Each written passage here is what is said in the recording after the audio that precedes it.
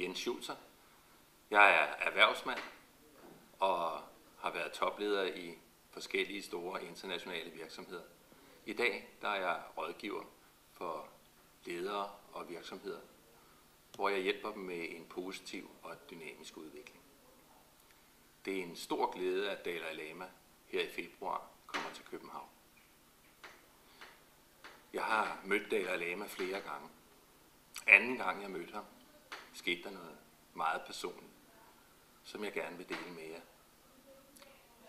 Jeg var deltager i pressemødet og sad i lokalet sammen med alle journalisterne. Og jeg havde pænt tøj på og skulle illudere at være en seriøs forretningsmand. Men da han trådte ind i lokalet, så skete der simpelthen det, at mit hjerte var ved at eksplodere. Mit bryst, det var simpelthen ikke stort nok til at kunne rumme mit hjerte. Og tårerne, de begyndte bare at trille ned af mine kinder.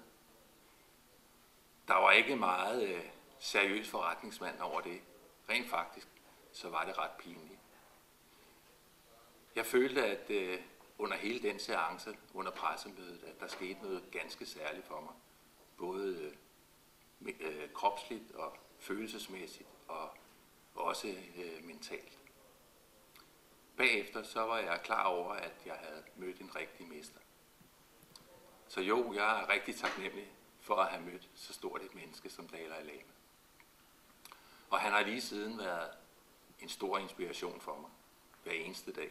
Jeg ved, at Dalai Lama han står op ved 4-5-tiden og laver sine øvelser og mediterer, inden han starter sin dag kl. 8. Og efter jeg har læst en stor del af hans bøger og studeret, hvordan han faktisk gør, så er jeg kommet frem til, at det at starte dagen med nogle yogaøvelser og et meditationsprogram er rigtig, rigtig godt for mig, fordi det skaber en mulighed for dels, at jeg finder ro i sindet og finder ud af, hvad dagen den skal bruges til, og sådan så jeg er forberedt til det, jeg møder, når jeg bagefter går ud i livet. Når jeg nu kommer til København her den 11. og 12. og skal tale om medfølelse og det at træne sindet, så kan du være sikker på at finde mig nede på bænken, lyttende. Jeg har jo de sidste 10 år eller mere arbejdet for, at netop medfølelse og mentaltræning blev en del af virksomhedens måde at være på og virke på. For 10 år siden, der var der ikke mange, der forstod, hvad muligheden i det kunne være. I dag har det heldigvis ændret sig, så flere virksomheder end nogensinde har købt billetter til dette arrangement for deres medarbejdere.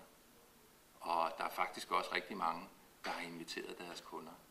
Det er jo simpelthen ikke til at få armene ned over og se, at det, som startede med at være en ørkenvandring, nu faktisk er næsten blevet mainstream. Hvis jeg skal give dig et godt råd, når du nu træner og oplever Dalai Lama her den 11. og 12. februar, så skal det være, at du er opmærksom på, hvad der sker i din krop under hele forløbet.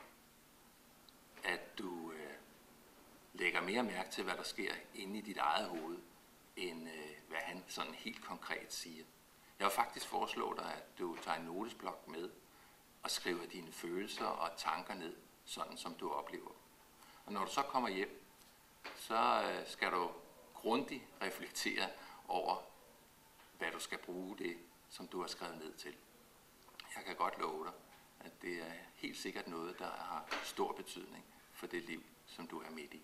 Dalai Lama taler om medfølelse, og det er et meget vigtigt begreb og noget, han har som en del af sit fundament.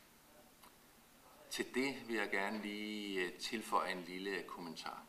Og det er, at vi her i Vesten ofte forveksler medfølelse med lidenhed. Det er bare 2 fuldstændig forskellige ting. Med lidenhed, der taler du oppefra og ned til den, som du gerne vil hjælpe. Det er ikke værdigt for den, der skal modtage hjælp. Og det er det, der er hele forskellen. Medfølelse er i øjenhøjde med respekt og forståelse for den situation, som den anden person sidder i. Og det er også en fristillelse til, at den person kan vælge at blive siddende eller tage imod den håndsrækning, som du tilbyder for at hjælpe vedkommende igennem den problemstilling, som vedkommende har. Så der er virkelig noget der at tænke over. Medfølelse er på ingen måde medlidenhed. Det er en værdig forståelse og en håndsrækning til at hjælpe. Som rådgiver og tidligere topleder, så er der et af hans citater, der specielt taler til mig. Og det er, kend reglerne, så du effektivt kan bryde dem. Det, og hvorfor har jeg så lige netop valgt det citat? Ja, det har jeg jo, fordi at der ruller regler ind over samfundet og virksomhederne. Compliance er blevet et kæmpe apparat i alle store internationale virksomheder i dag. Og det gør faktisk, at rigtig mange ledere bruger mere tid på at forholde sig til, hvad de må og hvad de ikke må, end det at drive forretning. Så de mange regler ser jeg på mange måder som en mulig hæmsko for vores fremtidige udvikling. Og derfor er det jo enormt vigtigt, at virksomhedslederne ikke bliver, kan man sige, 100% optaget af de regler, som de selvfølgelig er blevet sat til at varetage, men at de klart har modet til at bryde dem, når de kan og skal for virksomhedens fremtidige udvikling, eller måske endda ligefrem overlevelse. Jeg anbefaler således, at når I nu tager ind og oplever Dalai Lama, at I åbner til den kærlighed og visdom, som han er en bærer af. Rigtig god fornøjelse.